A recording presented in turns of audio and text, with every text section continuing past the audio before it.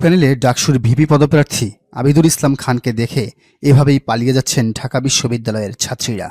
শুধু কি তাই, তিনি যে মিডিয়ায় গড় করে মিথ্যা বলিয়া ওড়ান সে খবরও এখন জনে জনে। ডাকসুর এই ছাত্রী ভোটারের কণ্ঠেই শুনুন। আবিদের ভোট প্রার্থনার বিপরীতে তিনি বলছেন মিথ্যাটা একটু কম বলতে হবে, এ যেন মুখের উপরেই চপেটাঘাত। কিন্তু এই দৃশ্যটা, এটা কি নীরব প্রত্যাখ্যান? আরেকটা ফুটেজ নিয়ে তো রীতিমতো সমালোচনার ঝড় উঠেছে নেট দুনিয়ায়, যেখানে এক নারীকে লক্ষ্য করে আবিদকে বলতে শোনা যায়, কেউ কাউকে ছেড়ে চলে যায়েন না, এই টার্মের জনক নাকি সে। মানে এতটা লেইম হয় কেমনে মানুষ? নিজেকে এভাবে তুলে ধরার বিষয়টা যে কতটা দৃষ্টিকটু তা কি তিনি বোঝেন?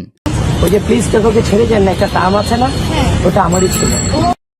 হয়তো এটাই তার ক্লাস। কেউ কেউ তো বলছেন আবিদের ডাকসু নয়, বরং ঠ্যাঙ্গামারা ডিগ্রি কলেজ ছাত্র সংসদের ভিপি পদে দাঁড়ানো উচিত। বিপরীতে আরেকটা চিত্র দেখুন, ছাত্র শিবিরের সাদিক কায়েমকে দেখুন। নারীরা তাকে দূর থেকে দেখেই নাম ধরে ডাকছে। কথা বলার সময় কত বিনয়। মেয়েদের চোখ দেখেই বোঝা যায় তারা কতটা স্বতঃস্ফূর্ত, যেন নিজের ভাইকে কাছে পেয়েছে। সাদিক কায়েম যেন তাদের সেই স্বপ্নের ভিপি, অথচ এই সাদিক কায়েমকে নিয়েই সবার যন্ত্রণা জ্বালা। কেউ বলে সাদিক কায়েম পাকিস্তানি, কেউ বলে রাজাকার, কেউ বলে ছাত্রলীগ। মানে সবার টার্গেট ওই একজনই। অবশ্য সেটাই তো হওয়ার কথা, কারণ সাদিক যে ছাত্র শিবিরের নেতা। এই শিবিরে যোগ দেওয়া মানে অটোমেটিক আপনার ঘাড়ে কিছু লকব তথা পদবি যুক্ত হয়ে যাবে। আপনার বয়স 20, কিন্তু আপনি হয়ে যাবেন রাজাকার, আল বদর, আল শামস। আপনি যুদ্ধাপরাধী, পাকিস্তানি, দেশবিরোধী শক্তি, মৌলবাদী। ডাকসুর ভিপি প্রার্থী সাদিক কায়েমি বা সেই ট্যাগ থেকে বাদ যাবেন কেন? তার বিরুদ্ধে তো জুলাই বিক্রির অভিযোগ তোলা যাবে না, 1 টাকা 9-6 নারী কেলেঙ্কারির অভিযোগও নাই। তাহলে কিছু একটা তো বলতে হবে। তাই বারবার আবিদ, মেঘমোল্লা, রুমামারা ঘুরে ফিরে ওই একই কবিতা আবৃত্তি করে 71-এর চেতনা সামনে আনে। আওয়ামী লীগের গড়া এই লিটমাস টেস্টই যেন তাদের একমাত্র হাতিয়ার। সাদিক কায়েমদের দেখলেই ওদের সেই চেতনাদণ্ড ঠায় দাঁড়িয়ে যায়।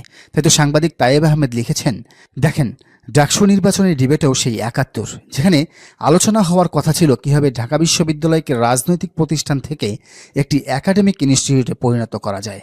ভারত 71 নামক এমন একটা বিষবাষ্প আমাদের জাতীয় জীবনে রোপণ করে দিয়েছে, যেটা আমাদেরকে আমাদের দেশ গড়ার কোনো ইস্যু নিয়ে চিন্তা করতে দিবে না। এটাই ভারতের ষড়যন্ত্র এই জনপদের মুসলিম জনগোষ্ঠীকে দাবিয়ে রাখার জন্য। এবং সেই বিষবাষ্প স্প্রেড করার ভার আওয়ামী লীগের কাছ থেকে নিজেদের কাঁধে নিয়েছে বিএনপি। আসলেই তো যমুনা টিভির টকশোতে আবিদ যেভাবে সাদিক কায়েমকে বারবার 71 নিয়ে প্রশ্ন ছুটছিল, তাতে মনে হচ্ছে 71-এর চেতনা আওয়ামী লীগ থেকে শিফট হয়ে এখন বিএনপির ঘাড়ে এসেছে। আসলে এসব ছাড়া সাদিক কায়েম, এস এম ফরহাদদের ঘায়েল করার কোনো উপায়ও নেই আবিদদের কাছে।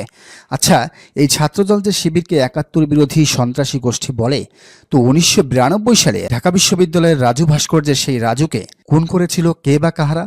2002 সালের 8 জুন এস এম হল আর বুয়েট শাখা মিলে সাবিকুন্নাহার সোনিকে ওপারে পাঠিয়েছিল কে বা কাহারা? 2002 সালের 23 জুলাই শামসুন্নাহার হলের ছাত্রীদের উপর নৃশংস হামলা চালিয়েছিল কে বা কাহারা? 2002 সালে রোকেয়া হলে হামলা করেছিল কে বা কাহারা?